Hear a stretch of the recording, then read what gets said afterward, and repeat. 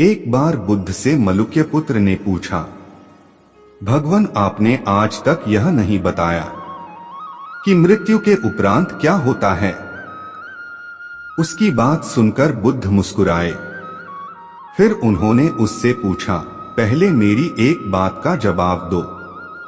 अगर कोई व्यक्ति कहीं जा रहा हो और अचानक कहीं से आकर उसके शरीर में एक विषबुझा बाण घुस जाए तो उसे क्या करना चाहिए? पहले शरीर में घुसे बाण को हटाना ठीक रहेगा या फिर देखना कि बाण किधर से आया है और किसे लक्ष्य कर मारा गया है? मलुक्य पुत्र ने कहा, पहले तो शरीर में घुसे बाण को तुरंत निकालना चाहिए, अन्यथा विष पूरे शरीर में फैल जाएगा। बुद्ध ने कहा, बिल्कुल ठीक कहा तुमने। अब यह बताओ कि पहले इस जीवन के दुखों के निवारण का उपाय किया जाए या मृत्यु की बाद की बातों के बारे में सोचा जाए। मलुक्य पुत्र अब समझ चुका था और उसकी जिज्ञासा शांत हो गई। एक दिन एक व्यक्ति बुद्ध के पास पहुंचा। वह बहुत अधिक तनाव में था। अनेक प्रश्न उसके दिमाग में घूम घूम कर उसे परेशान कर रहे थे, जैसे आत्मा क्या है, आदमी मृत्यु के बाद कहा जाता है, सृष्टि का निर्माता कौन है, स्वर्ग नरक की अवधारणा कहां तक सच है और ईश्वर है या नहीं। उसे इन प्रश्नों के उत्तर नहीं मिल रहे थे। जब वह बुद्ध के पास पहुंचा तो उसने देखा कि बुद्ध को कई लोग घेर कर बैठे हैं। बुद्ध उन सभी के प्रश्नों व जिज्ञासाओं का समाधान अत्यंत सहज भाव से कर रहे हैं।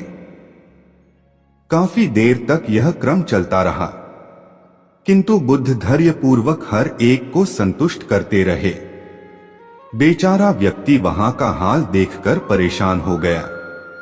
उसने सोचा कि इन्हें दुनियादारी के मामलों में पड़ने से क्या लाभ, अपना भगवत भजन करें और बुनियादी समस्याओं से ग्रस्त इन लोगों को भगाए।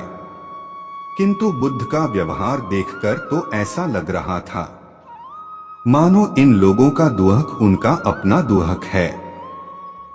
आखिर उस व्यक्ति ने पूछ ही लिया, महाराज आपको इन सांसारिक बातों से क्या लेना देना? बुद्ध बोले, मैं ज्ञानी नहीं हूं और इंसान हूं। वैसे भी वह ज्ञान किस काम का जो इतना घमंडी और आत्म केंद्रित हो कि अपने अतिरिक्त दूसरे की चिंता ही न कर सके। ऐसा ज्ञान तो अज्ञान से भी बुरा है।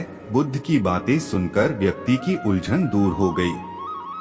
उस दिन से उसकी सोच व आचरण दोनों बदल गए। कथा का सार यह है कि ज्ञान तभी सार्थक होता है जब वह लोक कल्याण में संलग्न हो। और फिर बुद्ध ने युवक को सत्संग का महत्व समझाया। महात्मा बुद्ध एक गांव में ठहरे हुए थे। वे प्रतिदिन शाम को वहां पर सत्संग करते थे। भक्तों की भीड़ होती थी, क्योंकि उनके प्रवचनों से जीवन को सही दिशा बोध प्राप्त होता था। बुद्ध की वाणी में गजब का जादू था। उनके शब्द श्रोता के दिल में उतर जाते थे। एक युवक प्रतिदिन बुद्ध का प्रवचन सुनता था। एक दिन जब प्रवचन समाप्त हो गए तो वह बुद्ध के पास गया और बोला, महाराज, मैं काफी दिनों से आपके प्रवचन सुन रहा हूं, किंतु यहां से जाने के बाद मैं अपने गृहस्थ जीवन में वैसा सदाचरण नहीं कर पाता जैसा यहां से सुनकर जाता हूं। इससे सत्संग के महत्व पर शंका भी होने लगती है। बताइए मैं क्या करूं? बुद्ध ने युवक को बांस की एक टोकरी देते हुए उसमें पानी भरकर लाने के लिए कहा। युवक टोकरी में जल भरने में असफल रहा। बुद्ध ने यह कार्य निरंतर जारी रखने के लिए कहा। युवक प्रतिदिन टोकरी में जल भरने का प्रयास करता, किंतु सफल नहीं हो पाता। कुछ दिनों बाद बुद्ध ने उससे पूछा, इतने दिनों से टोकरी में लगातार जल डालने से क्या टोकरी में कोई फर्क नजर आया? युवक बोला, एक फर्क जरूर नजर आया है। पहले टोकरी के साथ मिट्टी जमा होती थी, अब वह साफ दिखाई देती है। कोई गंदगी नहीं दिखाई देती है और इसके छेद पहले जितने बड़े नहीं रह गए, वे बहुत छोटे हो गए हैं। तब बुद्ध ने उसे समझाया, यदि इसी तरह उसे पानी में निरंतर डालते रहोगे तो कुछ ही दिनों में ये छेद फूलकर बंद हो जाएंगे और टोकरी में पानी भर पाओगे। इसी प्रकार जो निरंतर सत्संग करते हैं उनका मन एक दिन अवश्य निर्मल हो जाता है। अवगुणों के छिद्र भरने लगते हैं और गुणों का जल भरने लगता है। युवक ने बुद्ध से अपनी समस्या का समाधान पा लिया। निरंतर सत्संग से दुर्जन भी सज्जन हो जाते हैं, क्योंकि महापुरुषों की पवित्र वाणी उनके मानसिक विकारों को दूर कर उनमें सद्विचारों का आलोक प्रसारित कर देती है। एक आदमी को बुद्ध ने सुझाव दिया कि दूर से पानी लाते हो, क्यों नहीं अपने घर के पास एक कुआं खोद लेते, हमेशा के लिए पानी की समस्या से छुटकारा मिल जाएगा। सलाह मानकर उस आदमी ने कुआं खोदना शुरू किया, लेकिन 7-8 फीट खोदने के बाद उसे पानी तो क्या, गीली मिट्टी का भी चिन्ह नहीं मिला। उसने वह जगह छोड़कर दूसरी जगह खुदाई शुरू की, लेकिन 10 फीट खोदने के बाद भी उसमें पानी नहीं निकला। उसने फिर तीसरी जगह कुआं खोदना शुरू किया, लेकिन यहां भी उसे निराशा ही हाथ लगी। इस क्रम में उसने 8-10 फीट के 10 कुएं खोद डाले, लेकिन पानी कहीं नहीं मिला।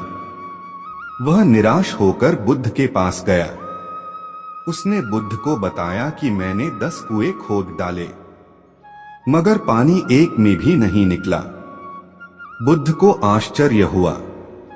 वे स्वयं चलकर उस स्थान पर आए जहां उसने 10 गड्ढे खोदे हुए थे। बुद्ध ने उन गड्ढों की गहराई देखी और सारा माजरा समझ गए। फिर वे बोले, 10 कुएं खोदने की बजाय एक कुएं में ही तुम अपना सारा परिश्रम लगाते तो पानी कब का मिल गया होता।